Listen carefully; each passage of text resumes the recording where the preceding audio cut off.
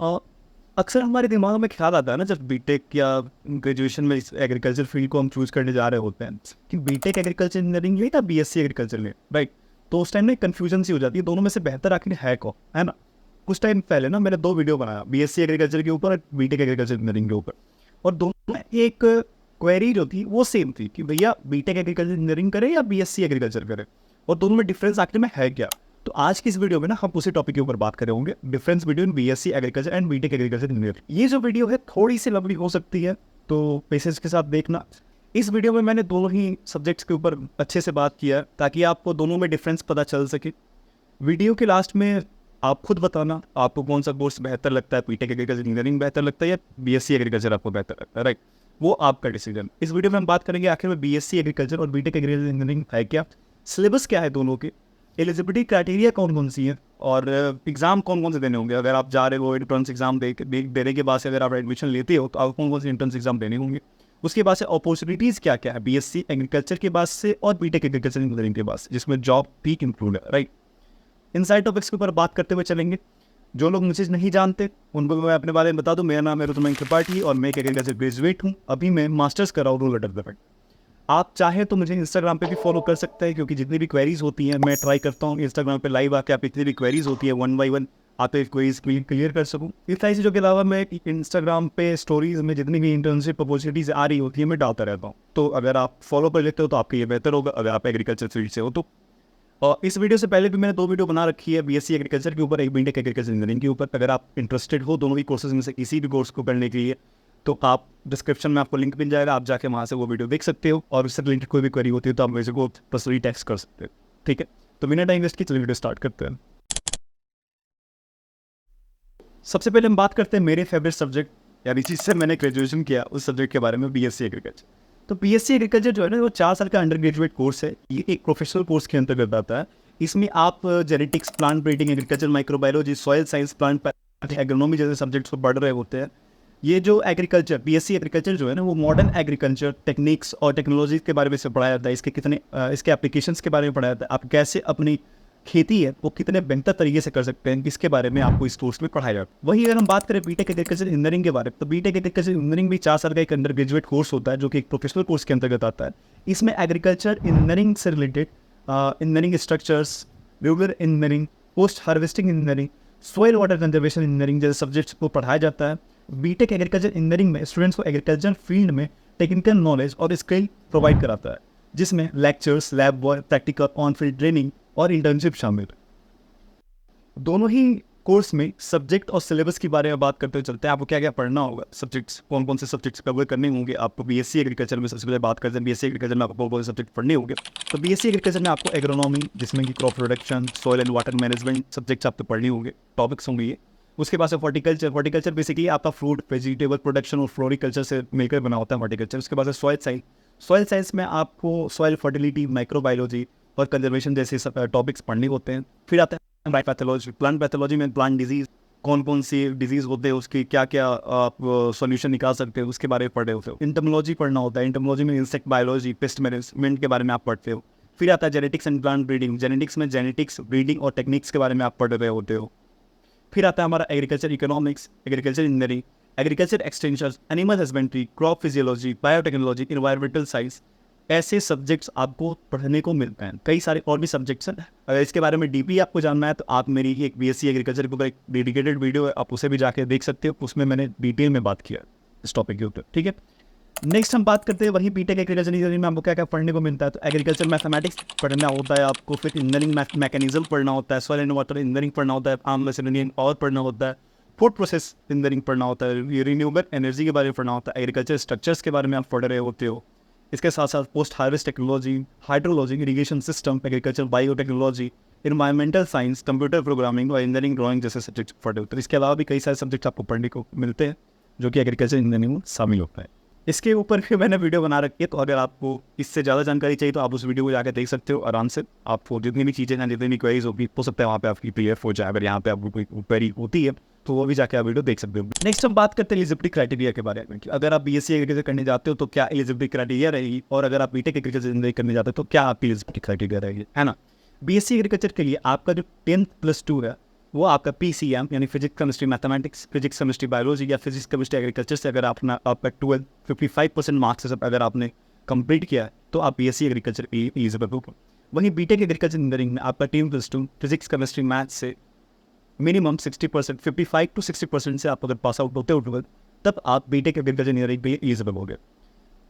Universities की बात करें, इंट्रेंस एग्जाम्स की बात करें तो आपको BSc एग्रीकल्चर में ICAR एंट्रेंस एग्जाम, CUET और कई स्टेट यूनिवर्सिटीज़ की अपनी एंट्रेंस एग्जाम हो रहे होते हैं, उसको देना होता है। जैसे बिहार में मैं रहता हूँ तो बिहार में आपको BCE का एक एंट्रेंस एग्जाम होता है, यूपी में यूपी कैडेट एग्जाम हो रहा होता है, एक होता है OUET उड़ीसा में। इसके ऊपर मैंने एक वीडियो बना रखा है, इससे पहले ही अपलोड हुआ होगा, आप उसे भी जाकर देख सकते हैं अगर आप उड़ीसा से हो तो।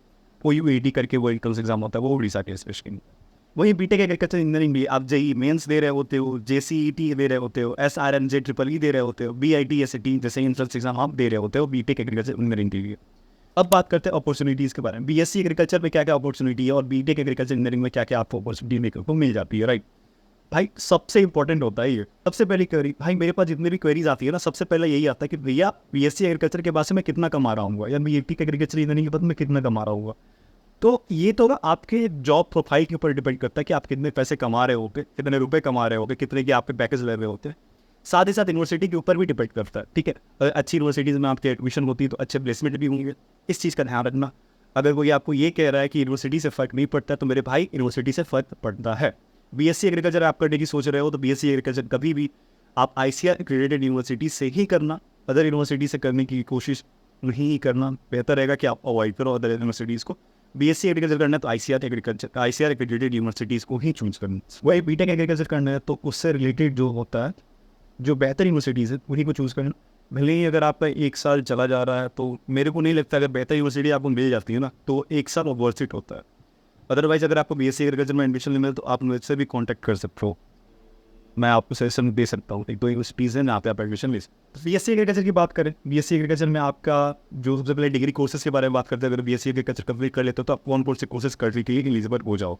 BSc के बाद आप MSc एग्रीकल्चर कर सकते हो। MSc एग्रीकल्चर में आपको जितने भी सब्जेक्ट्स पढ़ रहे होते हो आप ग्रेजुएशन के टाइम, जैसे agronomy, plant pathology, genetics, horticulture, ये सारे सब्जेक्ट के साथ आप इंडिविजुअली पोस्ट ग्रेजुएशन करने के लिए आप एलिजिबल हो जाते हो। फिर दूसरा एक कोर्स आता है MBA इन एग्री बिजनेस मैनेजमेंट। यहाँ पे आपको एग्रीकल्चर वाले स्टूडेंट ही एलिजिबल होते हैं।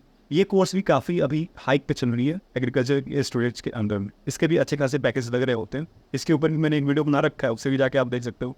जितने भी वीडियोस मैं बता रहा हूँ सारे की लिंक आपको डिस्क्रिप्शन में मिल जाएगी। फिर हमारा एक आता है course MBA in rural development, right. ये भी कोर्स अभी बूम पे चल रहा है, तो आप इसे भी कर सकते हो। इस कोर्स को कंप्लीट करने के बाद से, BSc एग्रीकल्चर को कंप्लीट करने के बाद से।